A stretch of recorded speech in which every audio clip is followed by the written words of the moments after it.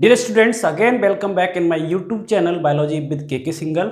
और आज मैं अवेलेबल हूँ एक नए चैप्टर के साथ जिसका नाम है फोटोसिंथेसिस।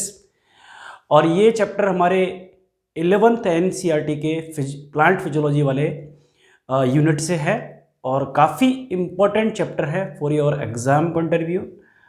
बच्चों, अगर हम बात करें वेटेज की तो यहाँ पर इस चैप्टर का वेटेज नीट एग्ज़ाम के अंदर लगभग 2 से 3 क्वेश्चन का है।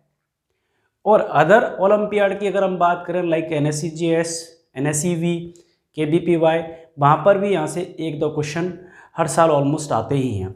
ठीक है, तो first foremost we have to understand what is a photosynthesis. सबसे पहले ये समझना है कि ये फोटोसिंथेसिस एक्चुअल में है क्या, और ये जो प्रोसेस है why it is required for the all living organism.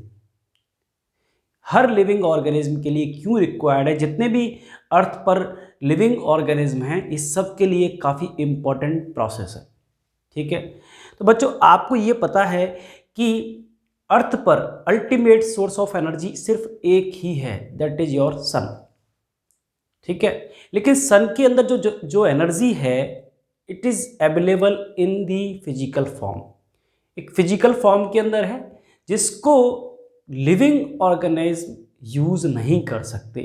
ठीक है, जितने भी लिविंग ऑर्गेनिज्म हैं specially like your animals, they can not use this energy as such for their bodies function. Clear है, लेकिन प्लांट एक ऐसे लिविंग ऑर्गेनिज्म है they fixed this physical form into the chemical usable form. ठीक है, means इस physical form को chemical form में कौन कन्वर्ट करता है, that is your green plants. ठीक है, मीन्स तो अब अगर हम इस वर्ड का अगर मीनिंग निकालें फोटोसिंथेसिस का तो क्या है। फोटोसिंथेसिस मीन्स फोटो जो वर्ड आया है from the photon means packet of lights. ठीक है, सिंथेसिस का मतलब putting together means you can से formation, the formation of something in the presence of the sunlight, that is photosynthesis. और यहाँ फॉर्मेशन क्या हो रहा है, that is a chemical energy. Clear है, और केमिकल एनर्जी किसकी फॉर्म में सिंथेसाइज हो रही है, इन द फॉर्म ऑफ ATP और NADPH2, that is a reducing power. ठीक है, why this energy, why this ATP और NADPH2 be form the organic compounds which required for the all living organism which are on the earth। ठीक है, बात clear है। Okay, तो photosynthesis is a very important, क्योंकि ये क्या कर रहे हैं, प्लांट्स क्या कर रहे हैं, दे हार्वेस्ट द सनलाइट। सनलाइट को क्या कर रहे हैं, हार्वेस्ट कर रहे हैं। किसकी फॉर्म है, ऐसी फॉर्म के अंदर जिससे कि उस फॉर्म को each and every living organism can be utilise, इसको यूटिलाइज कर सके। इसीलिए plants are known as, plants को हम क्या कहते हैं, प्रोड्यूसर्स। क्या कहते हैं हम, प्रोड्यूसर्स। और you can say that is A photo autotrophs. Apart from these plants all living organisms are known as consumers. Directly or indirectly we are depend on the plants। Clear है, तो plant is a very essential component of ecosystem। Clear है, यहाँ तक बात समझ में आ गई है। Now we'll try to understand कि जो फोटोसिंथेसिस की जो इक्वेशन है, मीन्स फोटोसिंथेसिस किस तरह से होता है। ठीक है, उसको एक इक्वेशन फॉर्म के अंदर अगर हम देखें तो क्या है, क्या क्या कंपोनेंट हमें चाहिए फोटोसिंथेसिस के लिए, that is a carbon dioxide which is available in the surrounding environment में प्रेजेंट है, एंड वाटर। ठीक है, in the presence of the sunlight and photosynthetic pigment that is a chlorophyll and enzymes obviously which present in the chloroplast, that is a cell organelle, and form the glucose C6H12O6। ठीक है, और साथ में यहाँ पर as a by product क्या निकल रही है, ऑक्सीजन। बच्चों ये इक्वेशन हम आज पहली बार नहीं पढ़ रहे हैं। जब से आप साइंस पढ़ना स्टार्ट करते हैं ये इक्वेशन आप 101% आप देखते हैं। Now this equation is very important for your NEET exam point of view. ठीक है बच्चों, केमिस्ट्री का कुछ फंडा है। ठीक है, ऑक्सीडेशन रिडक्शन रिएक्शन आपने पढ़ा होगा। Let check. ठीक है, देखते हैं बच्चों। देखो ऑक्सीडेशन होता क्या है। ऑक्सीडेशन अगर समझ में आ गया तो आपको रिडक्शन भी समझ में आ गया। हम 3 पैरामीटर से इसको डिसाइड कर सकते हैं। मींस किसी भी मॉलिक्यूल से अगर इलेक्ट्रॉन निकल रहा है, loss of electron, loss of proton and addition of oxygen, that is oxidation. समझ में आया? किसी भी मॉलिक्यूल से इलेक्ट्रॉन का निकलना, प्रोटॉन का निकलना और ऑक्सीजन का एडिशन होना, दैट इज ए ऑक्सीडेशन। इसके अपोजिट क्या हो जाएगा बेटा? रिडक्शन। तो लेट चेक कि ये जो रिएक्शन है it is a oxidation reaction और रिडक्शन और आइदर रिडॉक्स रिएक्शन। ठीक है ना? ओके, देखिए यहां पर देखिए कार्बन डाइऑक्साइड और वाटर। ठीक है, हम यहां क्या बना रहे हैं? ग्लूकोज।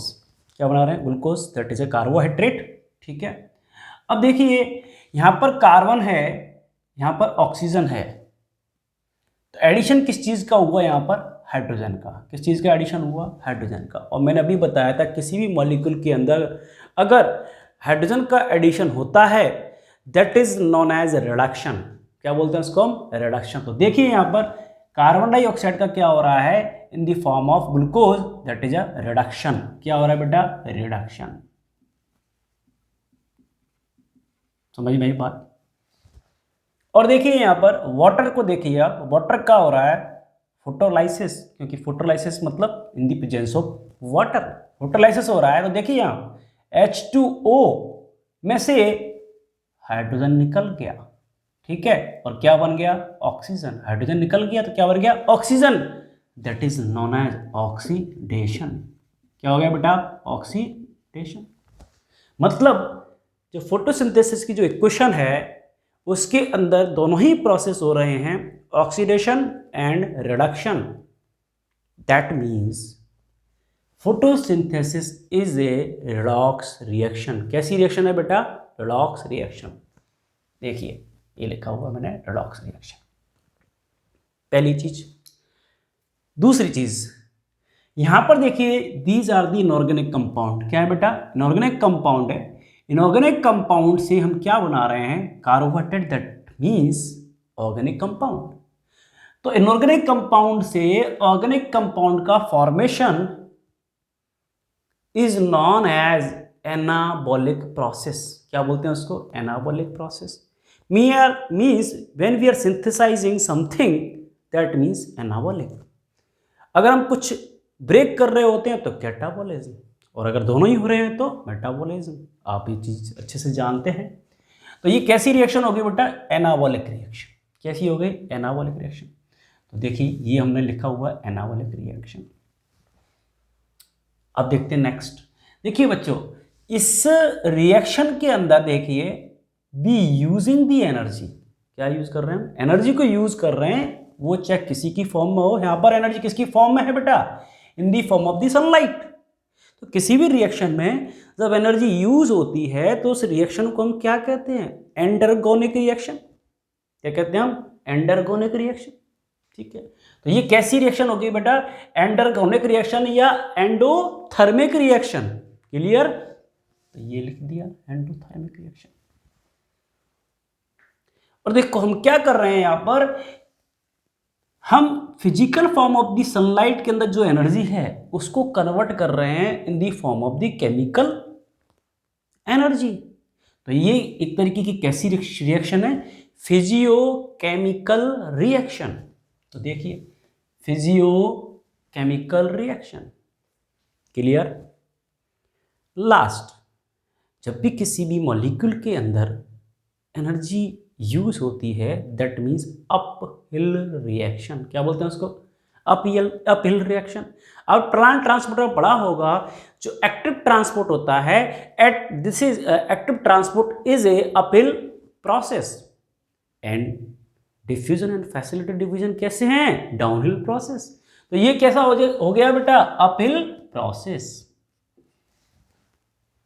बात क्लियर है?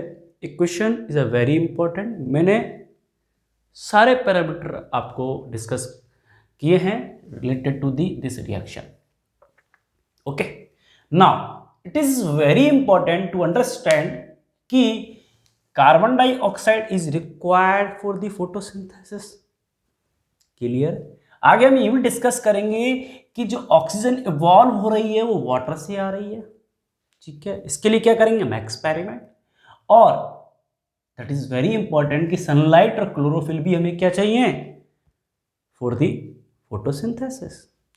तो इसके लिए साइंटिस्ट ने क्या किए? एक्सपेरिमेंट्स किए। तो let's see the some experiment which related to the photosynthesis. ठीक, जो भी कंपोनेंट यूज हुए हैं उनसे रिलेटेड क्या किए गए? एक्सपेरिमेंट। तो फर्स्ट एक्सपेरिमेंट हम चेक करना चाह रहे हैं the presence of chlorophyll and sunlight.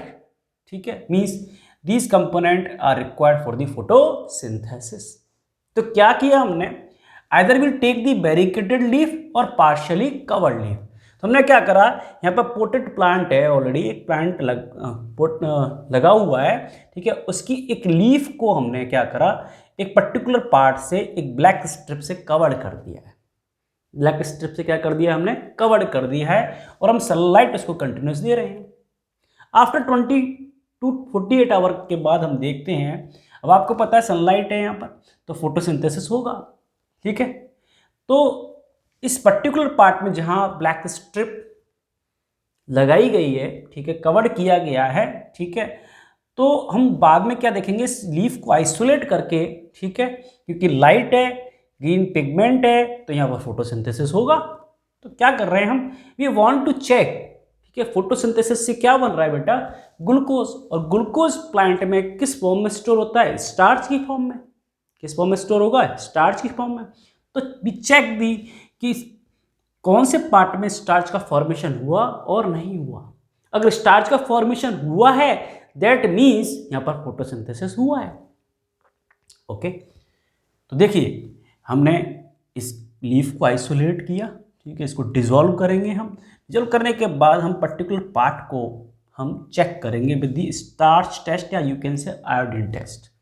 ठीक है, अगर स्टार्च टेस्ट क्या कहता है, आयोडीन टेस्ट क्या कहता है कि अगर जो सॉल्यूशन है जिसके अंदर स्टार्च प्रेजेंट है, ठीक है, तो उसका अगर कलर ब्लू ब्लैक हो जाता है, दैट मीन्स वहां पर स्टार्च प्रेजेंट है। ठीक है, देखिए, तो यहां पर देखिए ये जो ग्रीन वाला पार्ट था वो तो ब्लू ब्लैक कलरेशन में हो गया था, लेकिन जो हमने कवर्ड पार्ट था, जो ब्लैक स्ट्रिप जहां पर लगाई थी, वहां पर कोई भी चेंजेस नहीं हुआ। That means chlorophyll and sunlight is required for the photosynthesis. Clear है? नेक्स्ट, ये तो एक्सपेरिमेंट था to understand the chlorophyll and sunlight presence. Second experiment है, that is Moll's half leaf experiment. इन्होंने क्या बताया? Carbon dioxide is required for the photosynthesis. ठीक है, तो देखिए यहां पर carbon dioxide is required for the photosynthesis. Okay, ये पोटेड प्लांट है, ठीक है, ये ब्लॉक लगा रखा है, उसके ऊपर हमने क्या रख रखा है? एक तरीके से बोतल रखी हुई है, ठीक है, और यहां पर हमने हाफ लीफ को अंदर की तरफ इस बोतल के अंदर इंसर्ट कर दिया है, ठीक है, और इसके चारों तरफ हमने लगा दिया कॉर्क। इस कॉर्क इसलिए लगाया गया है कि जो इंटरनल एनवायरनमेंट है वो जैसा हम चाहें वैसा रहे, मीन्स बाहर के एनवायरनमेंट का, मीन्स बाहर की कोई भी गैसेस अंदर की तरफ एंटर ना कर सके।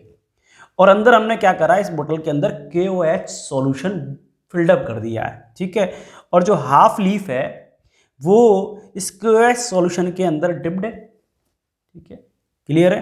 तो KOH सॉल्यूशन का काम क्या होता है? जो भी कार्बन डाइऑक्साइड प्रेजेंट है उसको एब्जॉर्ब करना।